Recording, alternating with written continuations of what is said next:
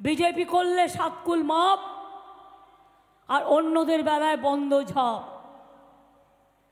আপনারা কি ভাবছেন যে বিভাজনের রাজনীতি বিজেপি করছে, যে মিথ্যে কথার বলার রাজনীতি বিজেপি করছে, আপনারা কি বিশ্বাস করেন না? এই বিজেপি আজকে সিপিএম আর কংগ্রেসের হাত ধরেছে কেন? ওরা চায় সংখ্যালঘু ভোটটা কংগ্রেস আর সিপিএম নিয়ে নিক, যাতে তৃণমূল জিততে না পারে। আর তৃণমূল ছাড়া ওরা কাউকে ভয় পায় না। আর বাংলায় জেনে রাখবেন, আমাদের সাথে সিপিএমের কোনো সম্পর্ক নেই। 34 বছরের অত্যাচার আমরা দেখেছি।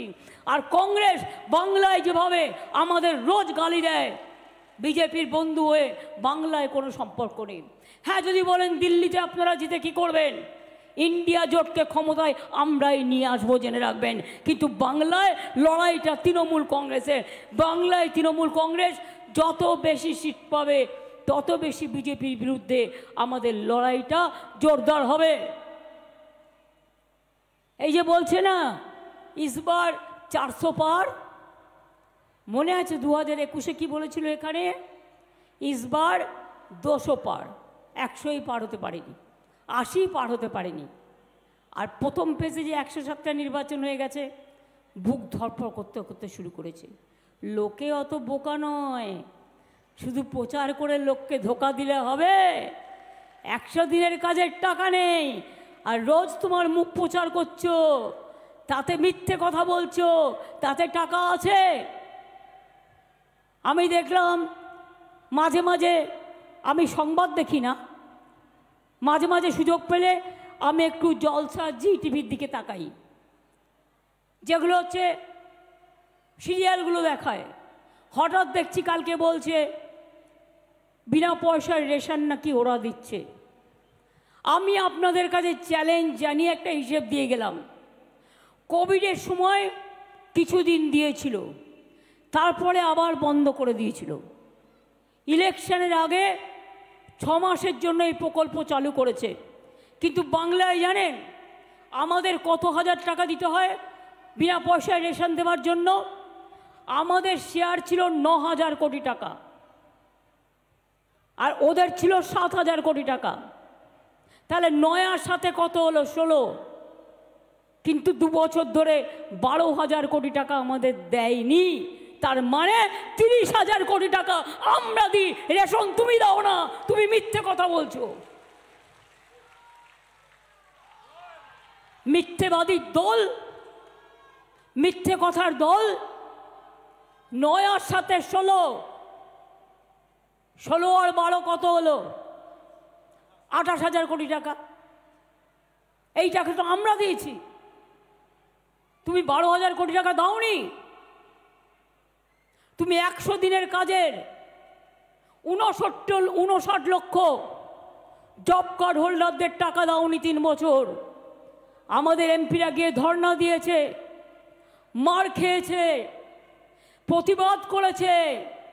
বড় মন্ত্রী ছেড়ে দিন, খুদে মন্ত্রীরও কত তেল, যে একবার তেল মাছ ভাজার জন্য 1 ফোঁটা তেলও দিল না, একবারও তাদের সাথে দেখা করলো না।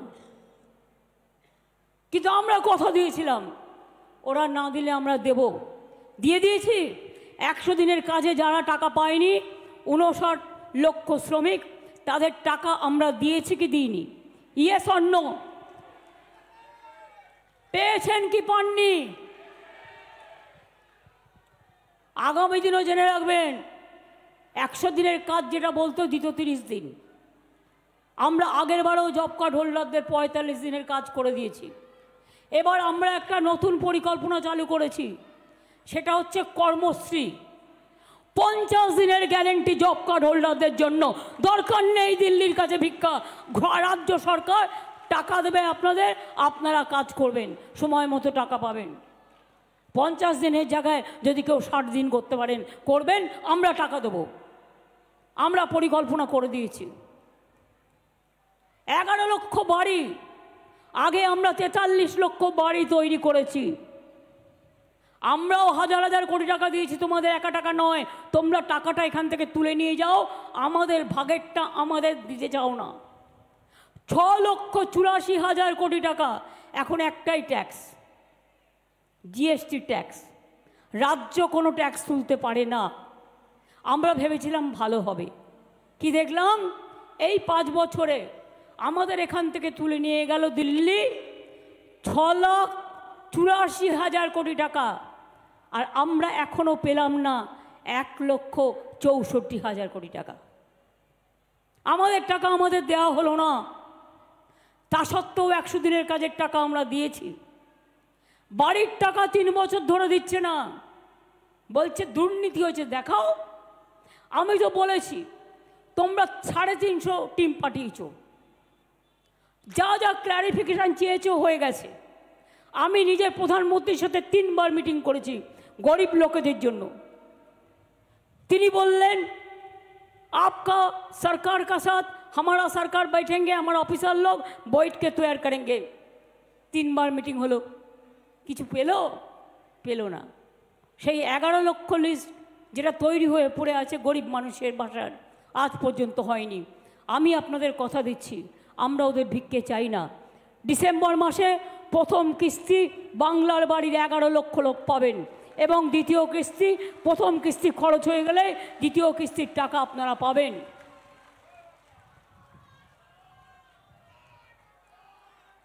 রাস্তাঘাট, পথশ্রী প্রকল্প আমরা করছি না? করছি তো। এক দেউচা পাঁচমি হয়ে গেলেই বুঝবেন বীরভূমে কত লোক আসছে।